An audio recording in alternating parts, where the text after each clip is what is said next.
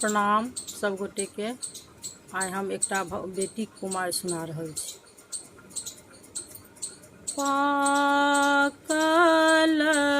पान महग भेल बाबा, नग्र में पड़ल हकार यो। पाकल पान महग भेल यो बाबा, नग्र में पड़ल हकार यो।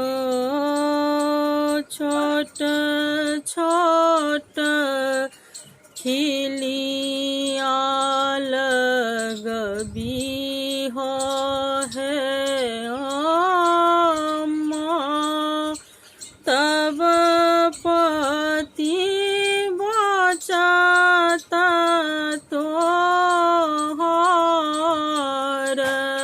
है। छोट छोट खिलिया लगबी हो है अम्मा, तब पति बचाता तोहर है। करी तोहर गलिया है अम्मा, करी तोहर घर है। करी तोहर गलिया है अम्मा,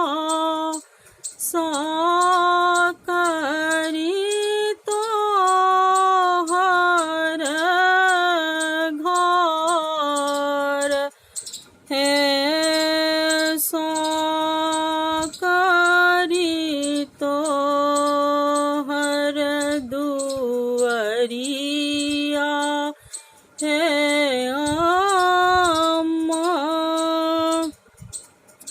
कह माटी कतबरियात है।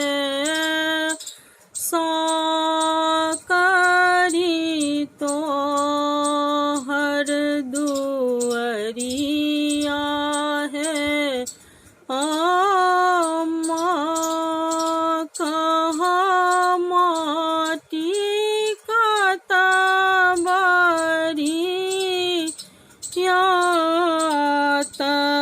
है। कुर खेत बैसायब आजन बाजन, दुआरे बैसत बरियात है। कुर खेत बैसायब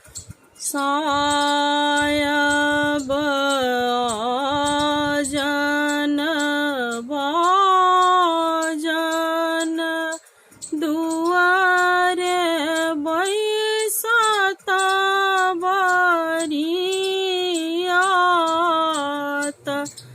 है।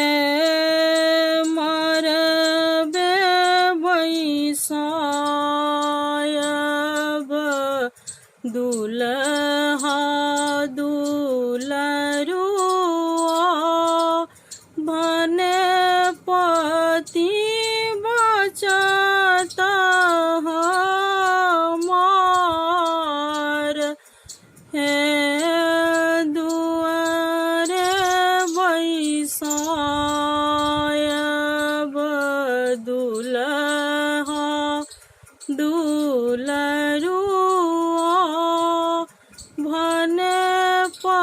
पति बचाता हमार है। चैनल के लाइक, कमेंट एवं सब्सक्राइब अवश्य करबे।